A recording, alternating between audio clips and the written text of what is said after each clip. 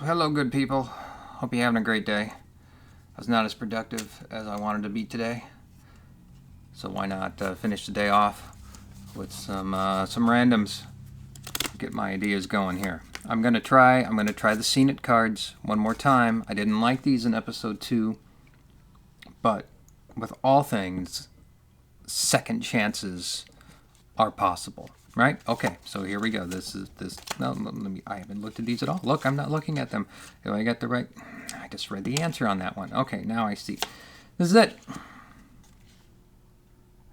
Hey, I'm Dave. Welcome to my headspace. What ship was Captain Picard's first command? It was the Stargazer. Where do we go from there? This question doesn't really elicit the kind of responses that those theme-based cards that I initially didn't like, but now I kind of like that had. So I discussed a little bit of the Stargazer when I was thinking about what's in Sisko's office, because he's got the baseball in the office, and Picard has the Stargazer. But in like the first 3 episodes of Season 1, before the episode The Battle, where we see the Stargazer, that the Ferengis, that Damon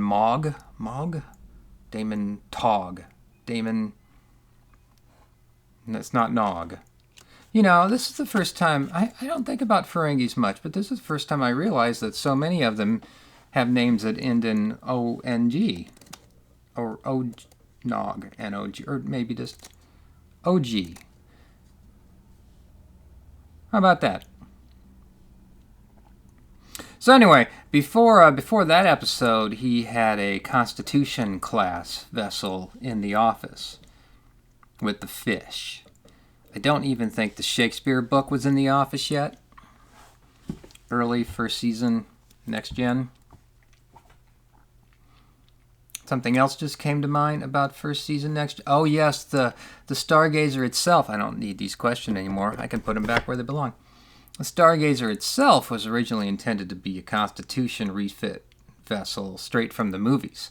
So we would see that again. That's why he had the Constitution class in its office. His office. But then they created a new version, a new class of vessel. I always keep scratching myself during these. That's just how it works. They created the Constellation class version. We never really see that again. Oh no, I'm wrong. We see that in the second season episode where Dr. Pulaski gets old. Is it the Repulse? It becomes a quarantine ship. And I'm sure we see the model throughout all of Trek, but that's the only other instance that I can think right now about the model itself. So look, I had something to say about the breathe about the Stargazer. Ta-da! I think they did. Of course, they do novels on everything, right? So they did a Stargazer novel. I didn't read it. Oh, I know the Stargazer's doctor shows up in the first season of Picard. We've never heard of him before, but there he is. Maybe to keep I keep breaking pins when I talk. I gotta stop doing that.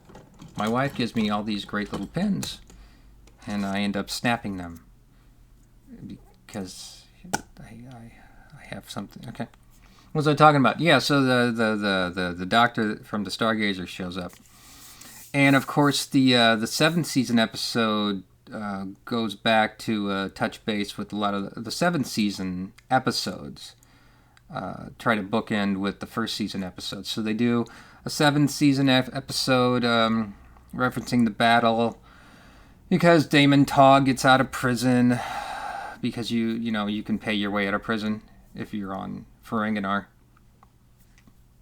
And then there's this convoluted plot about Picard having a son that it's not his son, but they go spelunking for some reason. That's when you're in the cave, right? Don't know. Maybe I'm wrong. I hope I'm not saying anything perverted, but it just sounds like a perverted kind of word. this this trivia springboard will be called Spelunking. So yeah, that's all I have to say about the Stargazer. I think that first episode, The Battle, we learned that there aren't any headaches in the 24th century, because Dr. Crusher is surprised that Picard has a headache. Were the Ferengi still using those whips? I like those first season Ferengi whips, the little phaser whips. That was fun.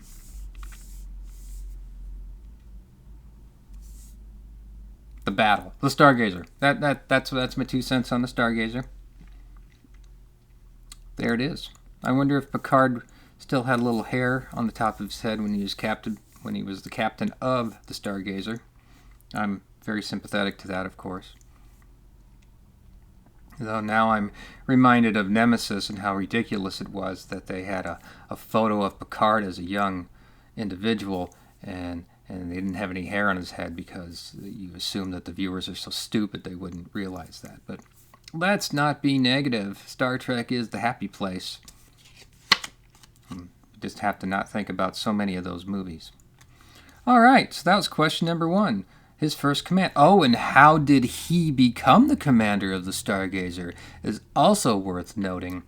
And you see that in the episode that everybody talks so much about, but it's not quite a favorite of mine, where he dies because of the artificial heart, and he fights the Nausicaans. I can't believe I don't remember the name of that episode. That's always one of the top 10. I think the Red Letter Media guys discussed it as one of their favorites. It's never been a favorite of mine, because... was it Up the Long Ladder? Where, I love this. I love so much about that second season. I know everybody hates first, second season. I love a lot of second season. It's the episodes have a quiet about them.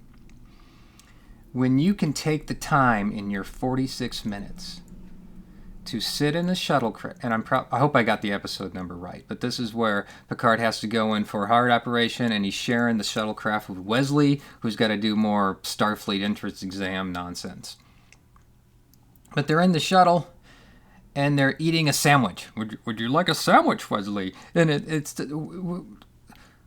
take the in it now. It's a callback to 2001: A Space Odyssey, where they have the sandwiches on the little moon shuttle, with the little moon rover. But it's a great moment in Trek. I love the sandwich eating. Wesley and Picard have sandwiches, and Picard tells a story about when the Nausicaan, stabbed him through the heart, and that would have been great. We didn't need anything else. But we got this episode where Q has to have Picard relive his life, and I'll put the name of the episode in the description because I don't know why it's not coming to me right now.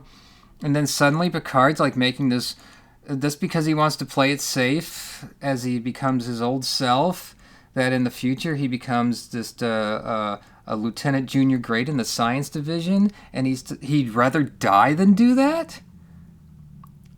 That wasn't the greatest message from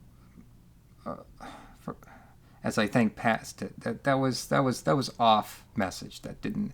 There's nothing wrong with being a junior grade science person. You don't have to always,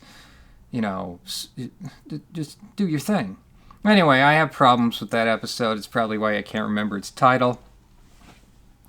The story on the shuttle was enough. It was a sweet moment in Trekdom.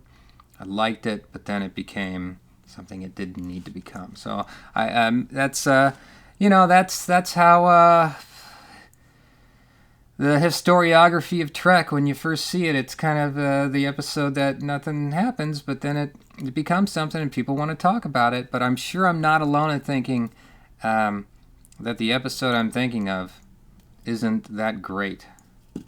I'm going to cheat. I'm going to cheat now in my thing and find the name of the episode, because now I'm upset. No, I'm not going to do it because I can't remember how to pause on QuickTime. That would ruin the spontaneity of the thing, of my show.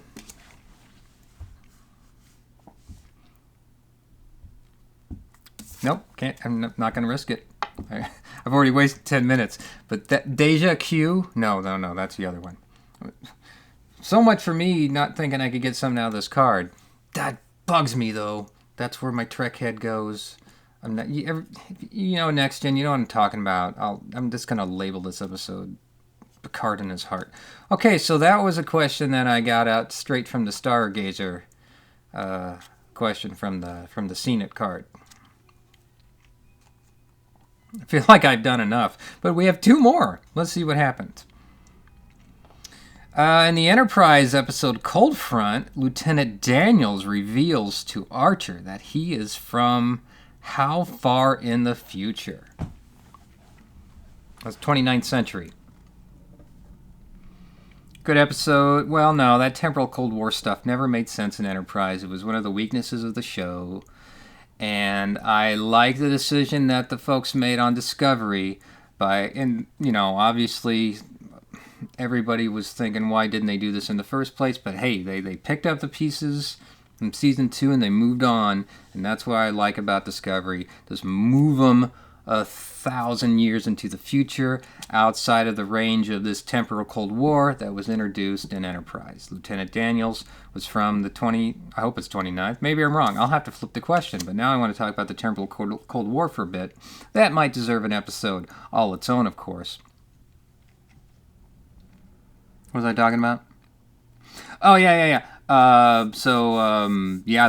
liked what they, I guess, okay, this is what's been on my mind. So, as I'm making this, it's 4th season of Discovery. They're only like 4 episodes into it. And what we didn't see in season 3, and Harry didn't think I could talk about Discovery because I needed time away from it, but what we saw in season 3, and we're not quite seeing in season 4, is if you go 1,000 years into the future, that's going to take a psychological toll. And we kind of see it with Tilly in season 4 because she just left in the last episode I saw. But that's going to take a huge toll on the crew there.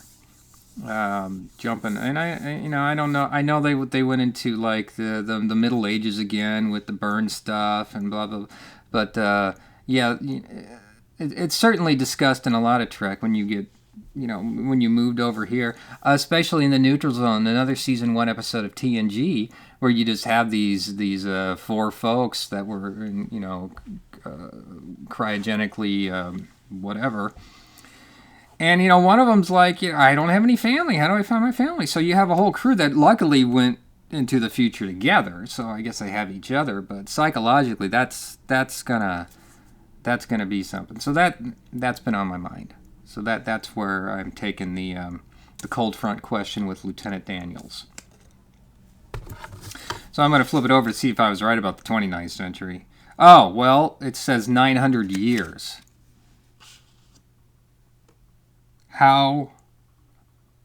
He is from how far in the future? 900 years. Well, 22 plus, not good at quick math. I'm sure I'm right, because it was the 22nd century. 23. I'm going to count 22. Hey, I've got a PhD. I don't have to deal with, I have nothing to be ashamed of. I just can't do it on the spot for you. So I'm not. All right. Last question before we go today. I was told that there would be no math. Okay. What classic play about the showing of one's true face inspired the Deep Space Nine episode Looking for Parmok in All the Wrong Places? Now, as much as I love Deep Space Nine,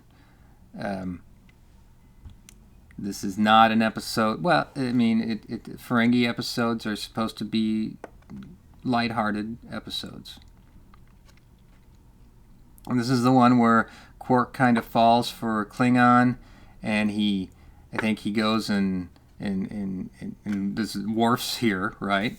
So Worf's giving Quark advice on how to handle this Klingon he's attracted to. That's like Cyrano de Bergerac stuff, right? Which we also see in a Barclay Next Gen episode where he gets the confidence from the aliens and then he loses it, but he can still play chess. I don't remember much about the Worf Quark episode here. I think they did 2 of them. They did that later. She came back because he needed something from Quark. It was a fun episode, sure. We need a lighthearted Trek. Nothing wrong with that. I'm going to flip the card over one more time, see if I'm kind of right. Cyrano, yeah, okay. No brainer on that. I covered a lot more ground than I expected to today from the 3 scenic questions because I went 2 different places. So this is the advantage of having a card with just jumping in random places as opposed to the theme-based cards. But I'm not done talking about this is my recap now. I'm just going to call it a day because I was not productive today, and that bugs me. Not as much as not knowing the name of the show that the episode that everyone likes, with Picard being saved by Q and then becoming the junior grade science officer. Heart of Q? No, they wouldn't call it Heart of Q. All right, well, look forward to the name of that episode in my description, because once I turn this off, I'm going to go find it, and that'll be it. So I think I'd let you down today. A pothole out in the street. Don't know if they picked that up on the mic. I think I let myself down today, but that is my style. This is the spontaneity of the Trek questions. They're springboards to larger ideas, and I think I got a couple here. So I have issues with what folks think their favorite Next Gen episodes are, and not hey, it's great if it is. That one always troubled me. A little bit about I didn't think I'd talk about Discovery. I don't feel like I know it yet. I still got to sit and watch them over and over again a bit. But I pulled that one because I've been thinking about the emotional toll it would take just to go 1,000 years, and we learn that I can't count. So Enterprise takes place in like 2150 plus 900.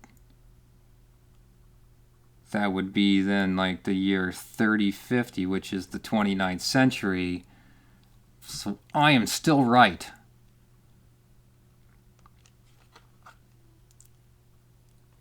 Okay. You have yourself a good day.